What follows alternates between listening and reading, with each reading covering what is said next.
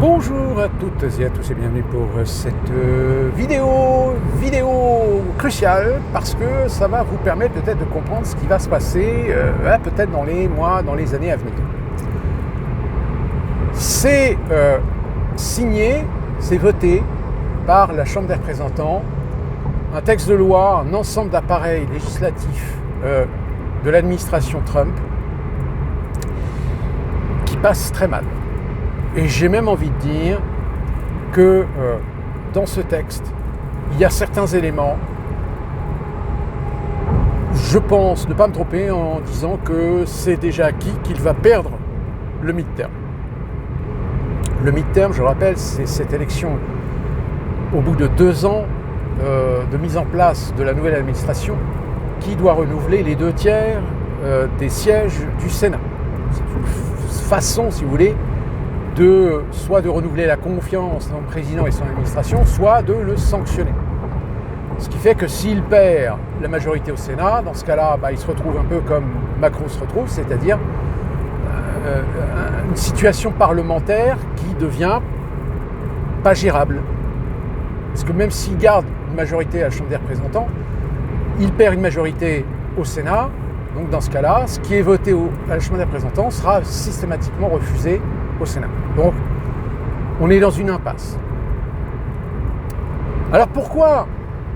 Qu'est-ce que cette loi inclut et qui, à mon sens, va porter énormément préjudice à Donald Trump?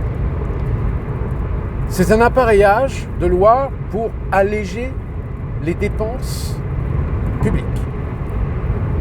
Et malheureusement, dans ces dépenses publiques, sont prévues des suppressions, voire des fermetures d'organismes et de centres pour des enfants malades, des handicapés, des personnes âgées, des vétérans. Quand je dis vétérans, c'est-à-dire des vétérans blessés au combat et donc qui sont normalement pris en charge par l'État fédéral. Alors vous imaginez bien que là, ça coince. Alors attention, il n'est pas question de réduire les budgets et de fermer tous les services publics concernés. Mais, clairement, il va y avoir des fermetures d'hôpitaux, des fermetures de centres de soins, de centres d'aide sociale, parce que ça a un coût. Le seul problème, et là j'attire votre attention sur le fait des vétérans, on le sait que les vétérans sont en grande majeure partie de l'électorat de Donald Trump. Alors là, on comprendra bien que les vétérans, et même ceux qui ne sont pas forcément des vétérans blessés au combat, mais des vétérans tout court, sont généralement, vous savez, dans l'armée américaine, ils sont très solidaires. Même ceux qui sont à la retraite, ceux qui sont sortis de l'armée, c'est un peu comme la police, si vous voulez. Même quand vous quittez la police, vous restez un policier, vous restez dans la mentalité, dans la solidarité. Et là, ça va coincer. Ça va coincer parce que, évidemment, là, vous avez les démocrates qui sont en train d'agir et de remuer dans les brancards. Je dirais peut-être à raison, parce que il y a quand même une responsabilité de l'État fédéral à prendre en charge les plus démunis. Le seul problème, c'est qu'encore une fois, les démocrates, dans leur hypocrisie absolue, parce que je rappelle quand même que c'est bien sous Obama qu'Obama n'a même pas levé le petit doigt, lorsque tout d'un coup, des victimes collatérales des événements du 11 septembre 2001 se sont vues virés de leurs assurances santé parce qu'ils coûtaient trop cher. Parce que très clairement, ils avaient des traitements à vie. C'est-à-dire tous ceux qui sont intervenus à Ground Zero, qui ont respiré de la poussière de béton, etc., aujourd'hui, ces gens-là ont les poumons flingués. Évidemment, comme ils coûtent cher, sauf qu'à l'époque, ils ont tiré la sonnette d'alarme auprès de l'État fédéral, auprès de l'administration Obama. Sauf que Obama, n'a pas levé le petit doigt. Ah, par contre, il a essayé de négocier avec des compagnies d'assurance santé, c'est-à-dire une allocation, on va dire, pour permettre à ces assurances santé tout simplement de compenser leurs pertes. Et bien là, ce que Donald Trump est en train de faire, ce qu'il a fait finalement, il a tout simplement fait en sorte de pousser des gens qui avaient le bénéfice de services publics, de les pousser vers le privé. Sauf que le problème, c'est que le privé, c'est pas le même prix. Et là, évidemment, il y a une incompréhension. Trump, qui est soi-disant le candidat populaire, mais là, il joue contre le populaire. Il joue contre ceux qui n'ont pas les moyens, ceux qui sont dans la précarité, ceux qui n'ont pas les moyens de s'acheter une assurance santé pour pouvoir se faire soigner.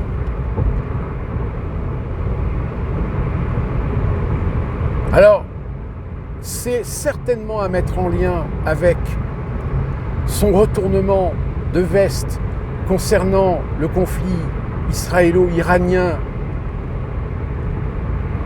Et d'ailleurs, en France, certains experts et analystes l'ont dit, il s'est passé quelque chose. C'est-à-dire qu'on a l'impression que Donald Trump s'est fait rappeler à l'ordre. Alors, imaginons le Mossad, par exemple, le Mossad qui menace Donald Trump de faire des révélations, par exemple.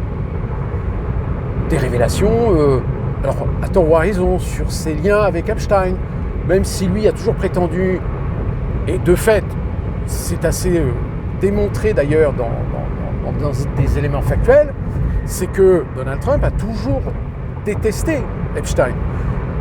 Il avait beaucoup plus d'acquaintance avec Ghislaine Maxwell qu'avec Epstein.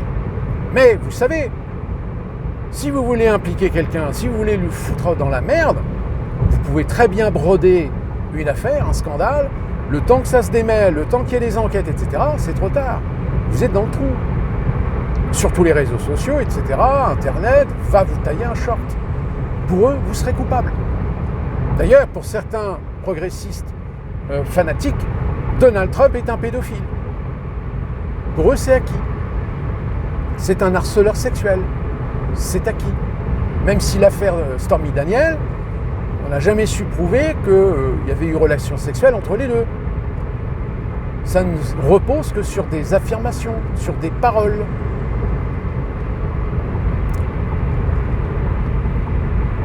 Donc là, moi je vous le dis, là Trump il a déconné. Mais il a déconné certainement sous la pression d'aider des organismes privés de se sortir de l'ornière dans laquelle ils sont actuellement, c'est-à-dire n'arrivant pas à développer leur chiffre d'affaires. C'est-à-dire que oui, il y a une récession, la récession elle percute partout, pas forcément partout, je pense par exemple dans le BTP évidemment dans les grandes métropoles telles que New York, Los Angeles, etc., il y a eu un gros frein, parce que le marché de l'immobilier est devenu tellement exorbitant qu'aujourd'hui ça peine à vendre. Alors, surtout qu'en ce moment à New York, vous avez ce fameux immeuble, on en avait déjà parlé sur cette chaîne, cet immeuble allumette là, tout blanc là, qui est apparemment il y a des procès qui sont intentés contre les promoteurs et contre les architectes parce que l'immeuble, il y a des fissures.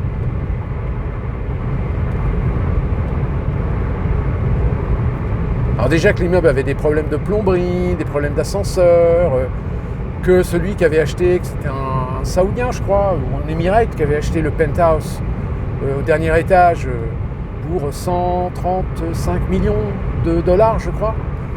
Au bout de quelques mois, il a voulu le revendre tout de suite. Et il a porté plainte contre pour arnaque. Parce qu'il n'y a rien qui fonctionne dans cet immeuble. Et apparemment, les autres immeubles, ce qu'on appelle les immeubles allumettes, maintenant, eux aussi ont des problèmes. Par contre, chez moi, du côté de Charlotte, je peux vous dire que l'immobilier, c'est le grand boom. Pourquoi ? Parce que, justement, exode. On a un exode aujourd'hui depuis quelques années. Ça a commencé en 2016. Beaucoup de gens qui viennent des États du Nord. Michigan, Pennsylvanie, New York, Washington, Virginie, Maryland. On n'a pas beaucoup de Californiens dans le coin.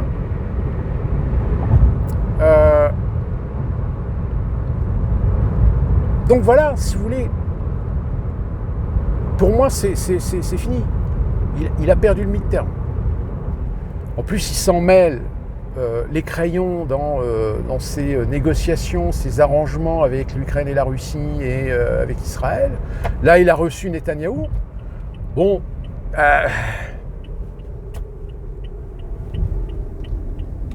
j'ai envie de dire, excusez-moi du peu, peut-être que je vais être un peu vulgaire, mais qui fait la femme? Oui, je sais, c'est vulgaire. Mais qui, entre Donald Trump et Netanyahou, aujourd'hui, détient les ficelles? La question est légitime. Sincèrement, je n'ai pas la réponse, hein, parce que, comme je vous l'ai dit, le lobby juif aux États-Unis est un plutôt lobby juif, mais juif américain, donc qui défend avant tout les valeurs et les intérêts américains. Ce ne sont pas tellement des sionistes, même s'ils participent, contribuent à l'État d'Israël, etc. Mais ce ne sont pas des sionistes à l'état pur, tels qu'on les a en Europe ou justement au Moyen-Orient. Ou alors, les événements font que peut-être les mouvements des lobbies juifs américains se sont peut-être un peu plus radicalisés depuis le 7 octobre.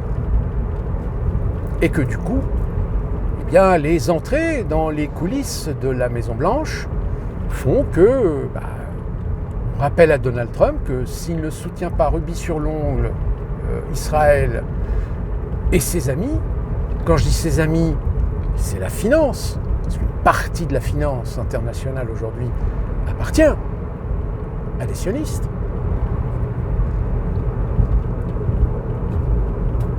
Bon voilà, la boucle est bouclée. Hein. C'est-à-dire que Donald Trump vient de faire exactement ce qu'a fait Obama avec l'Obamacare.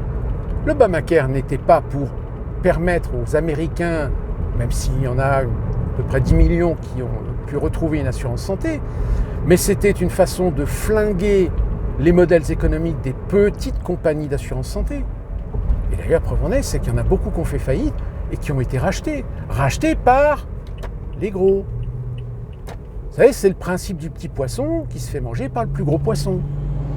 Bon voilà à quoi a servi réellement l'Obamacare. C'est à tuer des pans économiques de sociétés d'assurance santé privées, mais pas suffisamment costauds, pas suffisamment énormes, pas suffisamment solides pour tenir le coup, par l'obligation de faire ces fameux contrats low cost.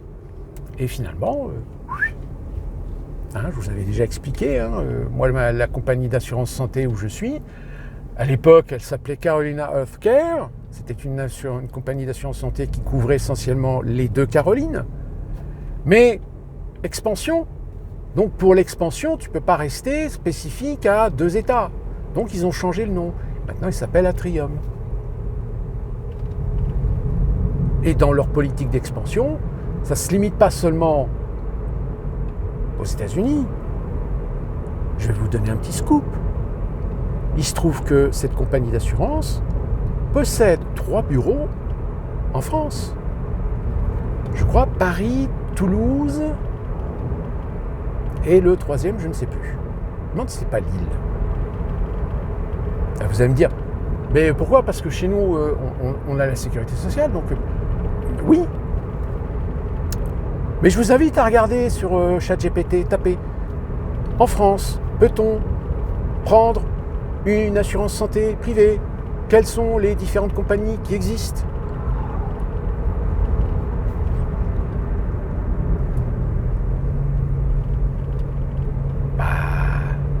Vous avez la réponse par ChatGPT. Et vous verrez. Vous verrez qu'il existe alors déjà certaines petites compagnies françaises qui se sont ou des filiales de grandes compagnies étrangères, parce que je rappelle, pour votre information, que depuis 1992, l'année du traité de Maastricht, en tant que Français, vous n'êtes plus obligé de vous soumettre au régime général. vous avez parfaitement la liberté de choisir soit de cotiser à l'assurance santé publique, soit de prendre une assurance santé privée. Mais comme je vous ai déjà raconté, je vais vous le répéter maintenant pour ceux qui n'ont peut-être jamais entendu parler de ça, en règle générale, si vous allez voir votre patron, oui, j'ai décidé de me retirer du régime général, j'ai décidé de prendre une assurance santé privée, vous verrez, ils vont vous dissuader de ne pas le faire. Et même pour vous sortir du régime général, vous allez voir, ça va être un pataquès, ça va durer 6 mois, 1 an, 2 ans, avant qu'enfin ils vous lâchent. Pourquoi ? Parce que les compagnies, pas les sociétés en France, eux, elles payent au régime général. Elles ne veulent pas s'amuser à faire des cabrioles comptables suivant tel ou tel employé qui a décidé de ne plus cotiser au régime général, mais de cotiser à une assurance santé privée. Alors, il y a des gens qui... alors là, c'est les riches. Hein. Les riches, eux, continuent à cotiser. Mais à côté, ils payent, en dehors de leur compagnie, ils payent de façon privée, de façon personnelle, une société d'assurance privée. Une assurance santé privée.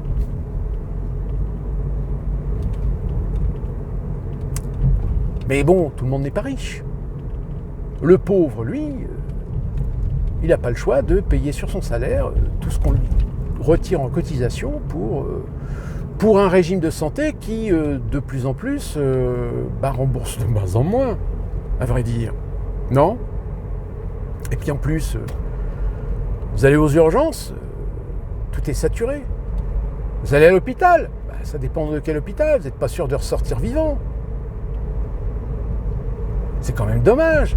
La France, qui était quand même un des modèles de santé au monde, en l'espace de 20 ans, que ce soit les socialos, les gauchistes, les droitards, ils ont flingué le système de santé français.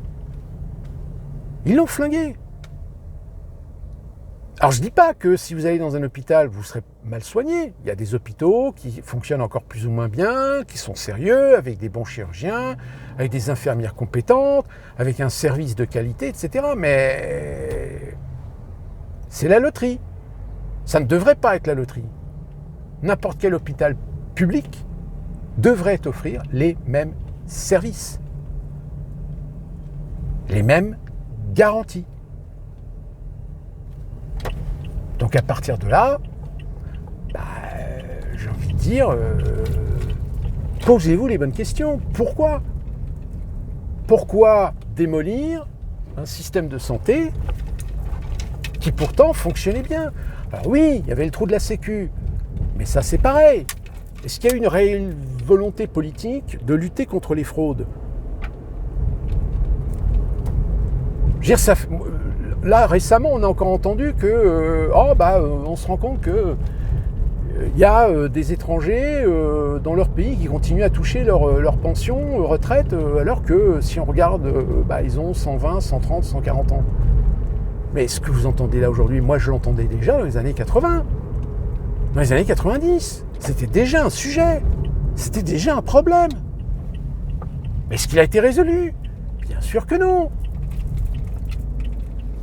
Je ne veux pas viser un pays en particulier, mais regardez ce qui s'est passé avec l'Algérie. Là, on avait une opportunité pour foutre la pression sur ce pays qui nous coûte la peau du cul.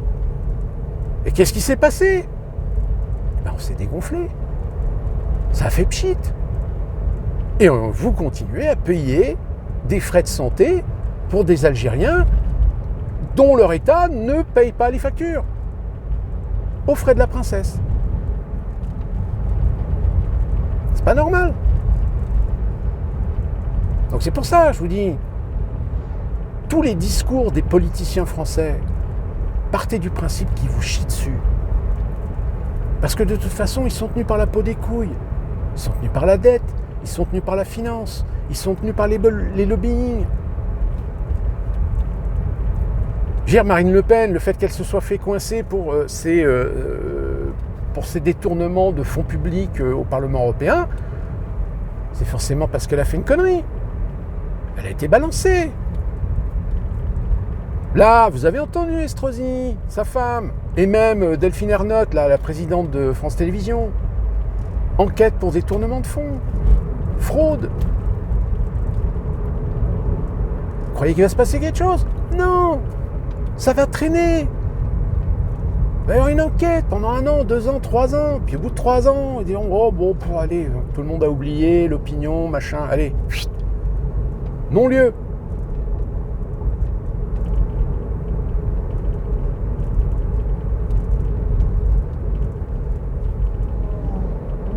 Et bien aux États-Unis, c'est pareil. Hein. Pourquoi il y a des Américains qui ont volé Donald Trump? C'est pas parce qu'ils pensent que Donald Trump est la solution. Ils ont voté Donald Trump parce qu'ils ne veulent plus voter pour les politiciens traditionnels, qui les ont trahis, qui leur ont foutu, qui leur ont craché dessus pendant ces décennies, qui ont même envoyé leurs enfants dans des guerres qui n'ont servi à rien. Donald Trump, il ne veut pas de guerre. Il n'a pas voulu de guerre pendant 4 ans. Il n'en voudra pas maintenant. Pourquoi? Parce que, justement, dans son électorat, il a l'armée. Sauf que là, avec le coup des vétérans... Et encore une fois, je vous dis... Après, ça dépend des organismes privés. Vous avez des organismes privés qui fonctionnent selon le principe de la charité. C'est-à-dire que ce sont des organismes qui vivent essentiellement du don. Et donc qui offrent des prestations, etc. Il y a beaucoup d'ailleurs de vétérans blessés de guerre qui bénéficient de ces organismes qui sont des organismes privés et qui sont financés, alors en partie par de l'argent public, mais en partie par des dons, par des œuvres de charité, par des entreprises. Donc ceux-là ne sont pas concernés par ce qui vient d'être décidé. Mais d'une certaine manière, je pense qu'ils ont fait ça parce que c'est comme en France. La fonction publique est devenue tellement énorme, c'est devenu un tel dinosaure, un tel mammouth, pour reprendre cette expression d'un ministre dont le nom m'échappe, que on n'a pas le temps d'aller chercher, on n'a pas le temps d'enquêter, on n'a pas le temps de faire des audits pour savoir quel organisme est sérieux, quel est l'organisme qui permet à des gens de s'en foutre plein les fouilles sur le dos du contribuable, etc. Parce qu'il y en a, comme en France, les associations loi 1901, l'État qui paye, l'État c'est qui? C'est l'argent de l'État. L'argent de l'État c'est quoi? C'est de l'emprunt, l'emprunt c'est de la dette. La dette, qui c'est qui la rembourse? C'est vous. Avec vos impôts. Et encore, vous ne remboursez pas la dette, vous remboursez que les intérêts. Donc, d'une certaine manière,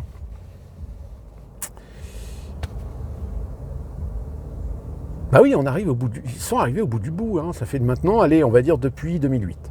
Depuis la crise financière, que de toute façon, ils essaient de broder des trucs en catimini pour essayer de faire des économies, pour essayer de réduire les dépenses d'État, etc. Mais derrière, vous avez le lobbying de la finance internationale qui, elle, protège ses copains. Les copains, c'est les grandes entreprises. Ceux qu'on appelle les riches. C'est les Pinault, c'est les Lagardère, c'est les Bolloré, c'est tous ces gens-là. Et aux États-Unis, c'est pareil, c'est même pire.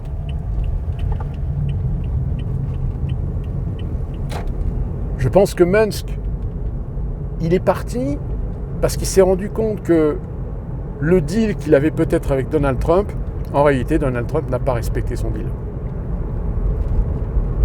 Le fait de mettre Tesla, par exemple, en avant pour la promotion des voitures électriques contre les futures voitures électriques concurrentes qui risquent de débarquer sur le marché américain, plus particulièrement les voitures chinoises. Bon, sauf que là, maintenant, c'est foiré, puisque avec les taxes douanières, ce n'est que pousser pour mieux sauter. Reculer pour mieux sauter, je vais y arriver. Parce qu'ils le savent que si le marché ouvre ses portes au marché chinois des voitures électriques, Tesla s'effondre. Parce que rien que les prix des voitures chinoises, elles sont totalement hors de compétition.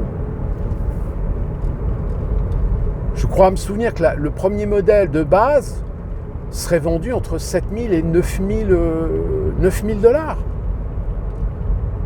Comment voulez-vous que Tesla, avec ses bagnoles à 30 000 dollars ou 40 000 dollars, il fasse le... Ben non, il ne peut pas. Donc Musk pensait avoir l'assurance de s'offrir un protectionnisme sur le marché des voitures électriques. Ben finalement, non, c'est pas venu.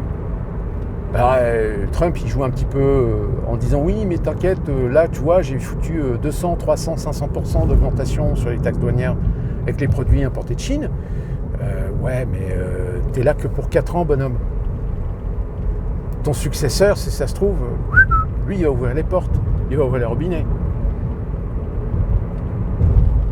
Bon, c'est pas certain, parce que la politique économique américaine est une politique très protectionniste. Dès qu'ils ont une concurrence qui peut éventuellement nuire au marché américain, le protectionnisme américain, paf. De toute façon, le marché de l'automobile, ils se sont pris des claques.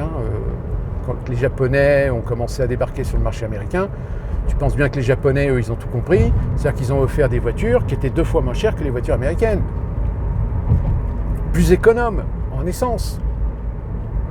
C'est pour ça qu'aujourd'hui, oui, Toyota est peut-être... Alors je pense que Ford reste le premier vendeur d'automobiles aux États-Unis, mais le deuxième, c'est certainement Toyota. Si c'est pas Toyota qui est le premier. J'ai pas vérifié. Donc voilà. Là, je pense que Trump s'est pris le pied dans le tapis. Voulant servir les intérêts, alors peut-être, malgré lui, un peu obligé de le faire, par pression, parce que je pense qu'il n'est pas con à ce point-là de faire ça en sachant qu'il va porter un préjudice à une portion non négligeable de la population américaine populaire qui a peut-être, sans doute d'ailleurs, voté pour lui. C'est un peu se tirer une balle dans le pied, quoi.